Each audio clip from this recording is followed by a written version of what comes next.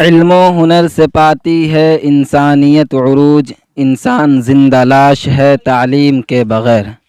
میں S M رضا Urdu news بہار کی جانب سے آپ کی خدمت میں حاضر ہوں رائے پور گاؤں سے، جہاں مدرسہ المعہد الاسلامی للبنات کی سنگ بنیاد ہے، جس میں شرکت کرنے والے تمام علماء کرام، خصوصاً حضرت مولانا شمیم اختر ندوی صاحب جو ممبئی سے تشریف لائے ہیں، اور ملت ٹائمز کے چیف ایڈیٹر حضرت مولانا شمس تبریز صاحب بھی تشریف لائے ہیں۔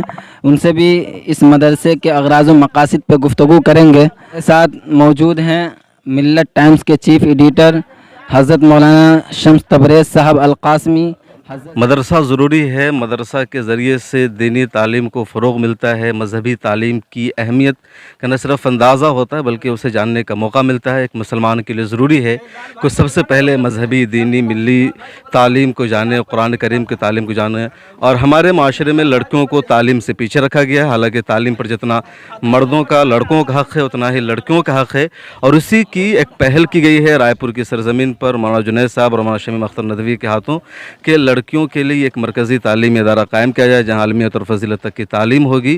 تو ایک بہتر پیش رفت ہے، شاندار کوشش ہے، اور اس کے ذریعے سے لوگوں کو تعلیم دی جائے گی، کیونکہ تعلیم ضروری ہے، تعلیم کے بغیر کوئی بھی سماج ادھورا ہے۔ اور خاص طور پر آج کے ماحول میں ہندوستان میں جب سماجی، سیاسی کئی طرح پر مسلمانوں پر حملہ ہو رہا ہے، تو بھارت کے مسلمانوں کے لیے جو سب سے بنیادی اور ضروری کام ہے وہ ہے تعلیم پر توجہ دینا، تعلیم حاصل کرنا، خواہ لڑکوں کا معاملہ ہو یا لڑکیوں کا معاملہ ہو۔ اور ایسے میں لڑکیوں کو تعلیم کے میدان میں آگے بڑھانا اور زیادہ ضروری ہے۔ مسلم سماج کی جو خواتین ہیں تعلیم میں بہت زیادہ پسماندہ ہے، تو انہیں تعلیم سے آراستہ کرنا ضروری ہے۔ ہندوستان کی آزادی میں اور کئی سارے معاملوں میں مدرسوں کا کردار رہا ہے، اور جب تعلیم یافتہ لوگ نکلتے ہیں تو سماج میں انقلاب برپا ہوتا ہے۔ لڑکیوں کا تعلیم یافتہ ہونا اور زیادہ ضروری ہے، اور اسی کی ایک پہل ہے۔ تو مجھے لگتا ہے کہ اچھی پہل ہے، سب لوگوں کو ویلکم کرنا چاہیے۔ پورے رائے پور والوں کے لیے خوشی کا، مسرت کا مقام ہے کہ ہاں لڑکیوں کے لیے تعلیم کا ادارہ شروع کیا گیا ہے۔ ہمارے ساتھ موجود ہیں حضرت مولانا شمیم اختر ندوی صاحب جو مدرسہ معہد الاسلامی للبنات کے ناظم ہیں۔ ان سے بھی ہم بات کریں گے اور حضرت سے ریکویسٹ کریں گے، گزارش کریں گے کہ مدرسے کے اغراض و مقاصد پر مختصر روشنی دیں۔ بسم اللہ الرحمن الرحیم۔ سب سے پہلے ہم آپ کے شکر گزار ہیں اردو نیوز بہار کے کہ آپ نے اس مدرسے کے تعلق سے اظہار خیال کرنے کی دعوت دی۔ یہ مدرسہ المعہد الاسلامی للبنات کے نام سے قائم ہوا ہے، جس کی سنگ بنیاد کا ابھی پروگرام آپ سبوں کے سامنے ہوا۔ اس سے پہلے چند علماء کرام نے اظہار خیال بھی فرمائے۔ اس ادارے کے قیام کا پس منظر یہ ہے کہ گزشتہ 3 سالوں سے لڑکیوں کے فتنہ ارتداد کا مسئلہ سارے ہندوستانی مسلمانوں کے لیے باعث شرم بنا ہوا ہے۔ جگہ بجگہ سے مسلم بچیاں غیروں کے ساتھ بھاگ رہی ہیں۔ اس سلسلے میں پورے ہندوستان کے علماء، دانشوران اپنے اپنے طور پر فکر کر رہے ہیں، کوششیں کر رہے ہیں، اجتماعات ہو رہے ہیں، اسکول کالجز میں پروگرام ہو رہے ہیں۔ لیکن یہ بھی ایک بات اپنی جگہ طے ہے کہ اس کا سب سے بہترین حل جو ہے لڑکیوں کے لیے دینی ادارے کا قیام ہے، جہاں اس سے پڑھنے والی بچیوں کی ایمان کا تحفظ ہوگا، وہیں ان بچیوں کے ذریعے سے معاشرے میں دینی بیداری آئے گی، اور یہ بچیاں، یہ عالمہ گھر گھر پہنچ کر دین کا صحیح پیغام، دین کی صحیح دعوت، ایمان کی دعوت دیں گی۔ یہی اس ادارے کے قیام کا پس منظر ہے، تاکہ اس ادارے کے ذریعے سے دین کی داعیہ سپاہیاں نکلے، اچھی مائیں نکلے، اچھی بہنیں نکلے، اچھی بہو نکلے، اچھی ساس نکلے۔ انشاءاللہ یہ ادارہ مستقبل میں اس علاقے کے لیے نفع بخش ہوگا، اور اس علاقے سے جہالت کو دور فرمائے گا، اور ماں بہنوں کی اصلاح کے لیے انشاءاللہ ایک معیاری ادارہ قائم ہوگا۔ آپ سب سے گزارش ہے کہ اس کے تعمیری کام میں جو کچھ کیا جا رہا ہے، آپ حضرات اس کے لیے دعا فرمائیں کہ یہ کام جلد از جلد مکمل ہو جائے، اور مستقبل میں یہ ادارہ بآسانی تعلیمی سفر طے شروع کر سکے۔ جزاکم اللہ خیرہ۔ نئے نوجوان جو فارغ ہو کر کے آ رہے ہیں ان کو کیا میسج دینا چاہیں گے؟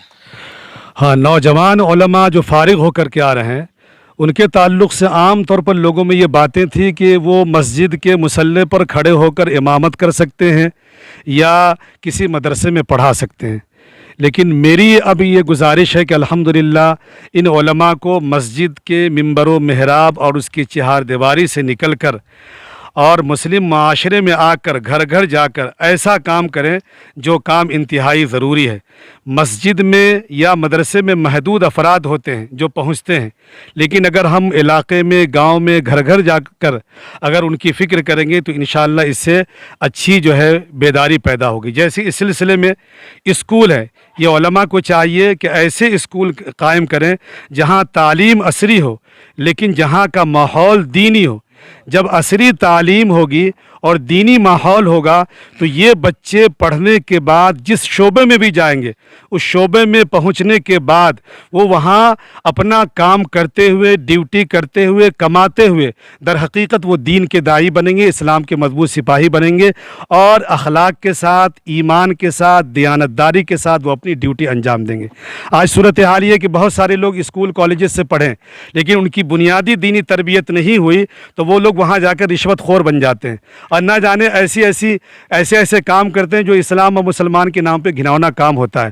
لیکن اگر یہی بچے اسکول میں پڑھیں گے لیکن ماحول دینی ہوگا تو انشاءاللہ وہاں وہ دین کے داعی بنیں گے، اپنا کام بھی کریں گے، وہاں سے دین کی دعوت و تبلیغ بھی کریں گے انشاءاللہ۔ اس لیے علماء کو اب چاہیے کہ وہ اسکول بھی قائم کریں جہاں عصری علوم کے ساتھ ساتھ دینی ماحول ہو، اور وہاں سے انشاءاللہ ایک اچھا میسج جائے گا، اچھا پیغام جائے گا۔ ناظرین حضرات سے یہ شکایت رہتی ہے کہ مدرسے میں معتبر تنخواہ ہمیں نہیں ملتی ہے، جس کے کارن بزنس اور بھی دیگر بہت ساری چیزوں میں ہمیں جڑنا پڑتا ہے، اس پہ کیا کہنا؟